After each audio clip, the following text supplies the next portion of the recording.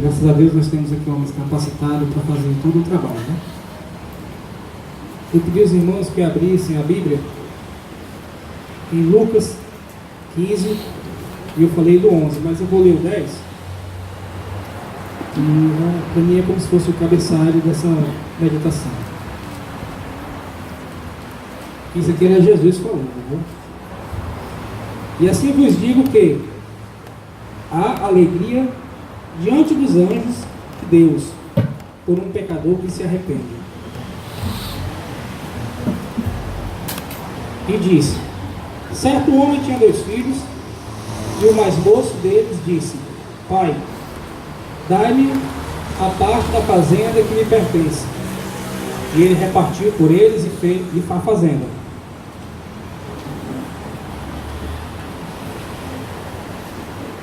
E poucos dias depois, o filho mais novo, ajuntando tudo, partiu para uma terra longínqua, e ali, desperdiçando a sua fazenda, vivendo dissolutamente, e havendo ele gastado tudo, havia naquela terra uma grande fome, e começou a padecer necessidades.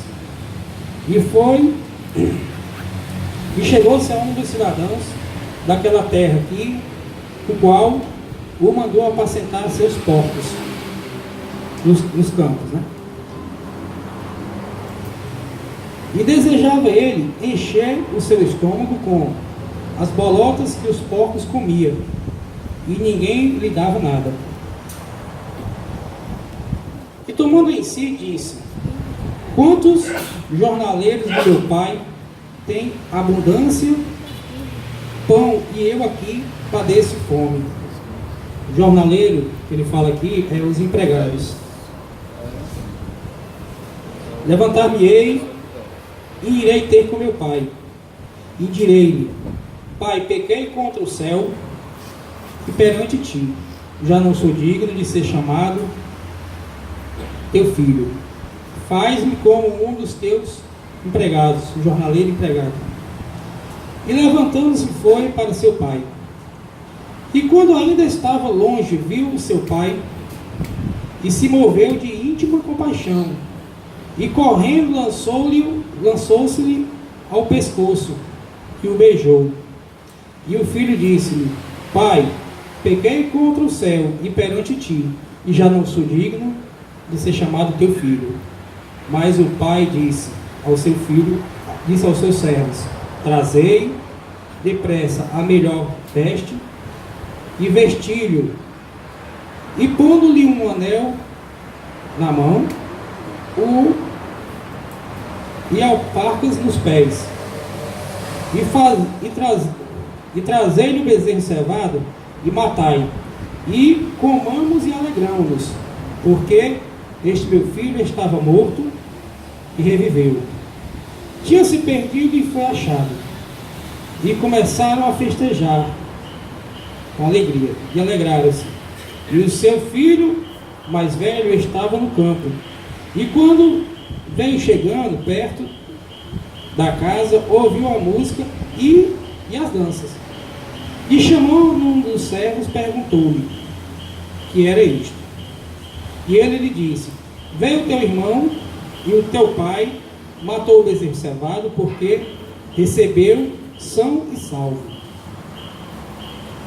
Mas ele se indignou e não queria entrar. E saindo o pai, estava com ele. Mas respondendo, ele disse ao pai: eis que te sirvo há tantos anos, sem nunca transgredir os teus mandamentos, e nunca me deste um cabrito para alegrar-me com os meus amigos. Vindo, porém, este teu filho, que desperdiçou a tua fazenda com as meretrizes, mataste-lhe o bezerro cevado.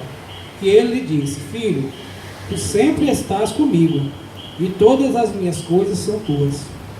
Mas era justo alegrarmos e folgarmos, porque este teu irmão estava morto e reviveu, e tinha se perdido e achou-se. Amém por essa maravilhosa palavra. E eu estava meditando nessa palavra durante alguns dias. Eu também tenho 2 filhos. E um dos meus filhos, de repente, resolveu sair de casa e morar com a avó, contra a minha vontade. E, como esse pai aqui, eu não podia fazer nada, a não ser aceitar. E eu confesso que por muitos dias eu sofri muito lá em casa, apesar de que eu via ele quase todos os dias, mas ele sempre estava comigo. De repente foi morar com a avó e isso causou uma tristeza muito grande para mim. Se afastou da igreja e foi morar com ela. Mas em momento algum eu o condenei, sempre eu perdoei, porque eu tenho um exemplo muito grande, muito bom, que é o nosso pastor. Quantos de nós não já caímos, erramos, e ele sempre está de braços abertos a nos receber. E eu sempre fiquei pensando nisso. Passado algum tempo, meditando nessa palavra, eu não tinha herança para deixar para ele, nem vida nem morte, mas como ele tinha saído, a gente não pode abandonar. E sempre que a gente pode, a gente tem que ajudar. E eu pensando nessa história aqui, eu me lembrando, esse pai, o sofrimento que esse pai teve quando esse filho saiu,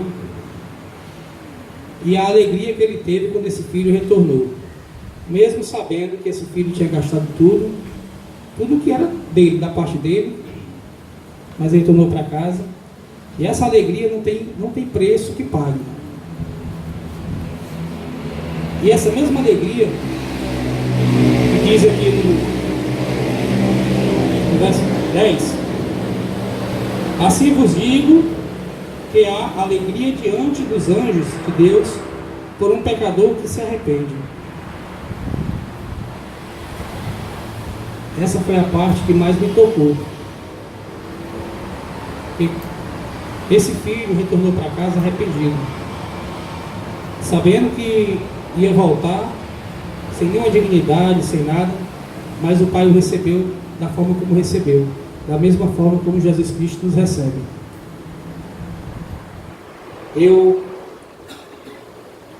Por muito tempo na minha vida também, eu fiquei longe de casa, não por motivo de raiva, de nada, mas era a necessidade que me obrigava a ir. Mas sempre que eu voltava, sempre eu tinha os braços da minha mãe abertos para me receber. Eu agradeço tanto a Deus por isso. E eu falo hoje para todos vocês, principalmente para os jovens, que em certo momento da nossa vida, a gente fica chateado porque está em casa e pede o pai ou a mãe para ir a algum lugar, fazer alguma coisa, e tem a negação, não permite. E a gente se revolta e por muitas vezes deseja sair de casa. Mas eu garanto que é muito melhor você ouvir um não do que um sim do pai e da mãe. Nunca o nosso pai e nossa mãe vai dizer um não para a gente para o nosso mal, vai ser sempre para o nosso bem. Por mais que a gente queira, por mais que a gente tenha o desejo de fazer alguma coisa, aos nossos olhos aquilo nos parece bom, agradável, mas o nosso pai, a nossa mãe, ou avô, ou avó, eles têm uma experiência muito maior do que a nossa, e eles sabem o que é melhor para a gente. Essa semana eu estava vendo uma reportagem, um rapaz, e com 13 anos ele viu a mãe dele falecer. Ela teve um derrame, caiu na frente dele, ela estava preparando um alimento para eles, e ela teve um derrame, caiu e ali mesmo se apagou. Mas ele disse que antes dela morrer, quando chegou uma pessoa para socorrer, ela falou assim: eles ainda não se alimentaram. Essa foi a última palavra que ele ouviu da mãe dele. Eles ainda não se alimentaram. E ela foi para o hospital, parece que ainda passou ainda 3 meses internada, sofrendo, e terminou falecendo. E por mais amor que um pai tenha pelos filhos, a segurança de um lar está na mãe. E a mãe é quem junta, quem faz aquela comunhão maior. E esse pai, na reportagem não falou não, mas eu acredito que ele deve ter arranjado outra esposa, e essa outra esposa talvez não tenha recebido esse rapaz bom agrado, e ele terminou indo morar com a outra família, que não era da família dele, mas foi morar com essas pessoas, e essas pessoas o criavam bem, dava roupa, calçado, alimento, mas exigia uma coisa dele, exigia disciplina, horário. Ele tinha hora para chegar em casa e, principal, tinha que estudar. E ele estudava, mas não queria cumprir com as disciplinas daquela casa. E quando ele completou 18 anos, que é a idade que todo jovem pensa que já é dono de si, resolveu sair de casa. E nessa saída de casa dele, ele foi morar na rua. Ele achou que na rua ia ter liberdade. E nessa reportagem ele, com os olhos cheios d'água, eu até me comovi um pouco lá em casa com o que ele falou. Ele está pesando 230 quilos. Ele só consegue se alimentar uma vez por dia quando alguém dá. Mas ele tem um problema, a depressão causou um problema nele muito sério, e ele só ganhou peso. Ele estava com 230 quilos, ele não dorme sentado, não dorme deitado, ele se senta escorado em alguma coisa. Tinha um tumor muito grande na perna, não podia nem se movimentar direito. E ele falou uma palavra que me tocou muito. Ele falou: eu estou pagando o preço da liberdade. Ele achava que dentro de casa estava preso e agora estava pagando o preço da liberdade. Mas que liberdade é essa? Pesando 230 quilos, sem poder andar, sem poder trabalhar, sem poder viver? Ele estava preso no próprio corpo. Se tivesse continuado na casa daquela família, talvez hoje fosse um doutor, um advogado, alguém, porque o que a família queria era que ele estudasse. E aquelas pessoas não eram parente dele, não. Quanto mais nós que somos pai. Nós é quem mais queremos o bem dos nossos filhos. E esse meu pensamento foi por causa do meu filho Wellington. Ele saiu de casa, foi viver com a avó dele, e durante muito tempo ele arrumou uma namorada. Essa namorada foi no local onde eu não queria muito que ele andasse. Isso eu sabia que ia ter alguma consequência, está tendo. Eu não vou comentar, mas está tendo consequência. Essa namorada dele, ele resolveu levar o caso mais a sério, resolveu se juntar com ela. Uma coisa que a gente não aprova, né? O certo é casar, fazer a coisa direito, mas a gente não pode tomar as rédeas dos outros. A gente toma nossas rédeas e a gente procura ensinar a fazer a coisa direito. Mas como é filho, você também não pode pegar e dar as costas. Como que a gente pode ajudar, a gente está ajudando. E essa semana eu tive uma conversa com ele, ele falou para mim, né, o quanto ele estava arrependido da revolta que ele tinha tido, de tudo que ele fez. E eu até convidei ele para vir à igreja, ele falou que ia voltar.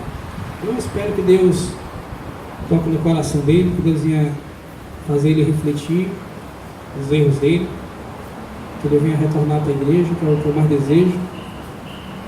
Se ele realmente quiser ficar com essa moça, que ele procure fazer a coisa direito, de acordo com a vontade de Deus.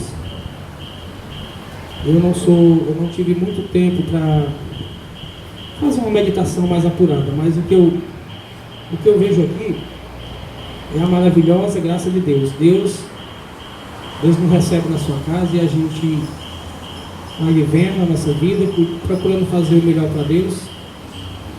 Mas a nossa vida a gente está sujeito a cair, como a gente conhece muitos que já caíram, mas a mão de Deus está sempre estendida para nos levantar, e nós só temos que segurar firme, procurar ficar o mais firme possível e saber que o perdão de Deus é perpétuo. Deus está sempre ali para nos perdoar e nos guiar, mas nós também temos que lutar para nunca mais cair e ficar firme nos caminhos de Deus. Eu só peço a Deus que Deus venha abençoar cada um dos meus irmãos e a mim também, me dar mais sabedoria e entendimento. Apesar de eu não ser um pregador, não saber levar tão bem a palavra, mas o que eu tenho no meu coração é o melhor para cada um. E é onde eu estou que eu posso falar da bondade de Deus, eu sempre estou falando. Agradeço muito a Deus e aos irmãos por terem me ouvido. Gostaria de agradecer ao irmão Silvio César, que não está aqui. Peço que os irmãos orem por ele. Quando ele estiver lá, que Deus esteja protegendo e guardando ele. Passo a palavra agora ao nosso pastor, para dar continuidade de acordo com a vontade de Deus.